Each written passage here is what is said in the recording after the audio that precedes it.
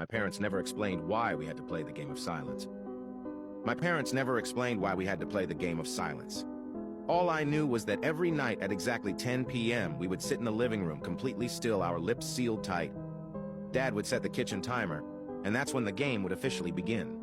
We weren't allowed to make a single sound until the timer rang again. The rules were strict, and breaking them, well, I'd rather not think about what happened when we did. I made a mistake once when I was younger.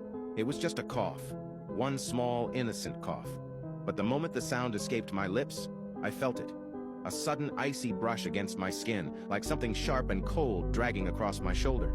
My skin split open, thin and precise, like a paper cut made by something unseen.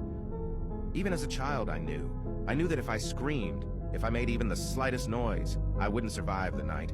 My parents didn't need to yell or scold me. The terror in their eyes, the pale horror etched into their faces, told me everything. That night, after the timer finally rang, my dad took me aside. "You can't ever break the rules again," he said, his voice barely above a whisper. "They don't like it." After that night, I learned to hold my breath no matter what. The rules were simple. No talking, no moving, no noise.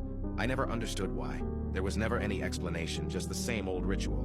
Now, years later, I still don't know who they are, but I do know one thing. When you break the rules, they can touch you. Tonight, the house feels wrong. Something in the air is different. Mom has been nervous all day, pacing the kitchen, wringing her hands. Dad hasn't said a word, but the tightness in his jaw tells me he's just as worried.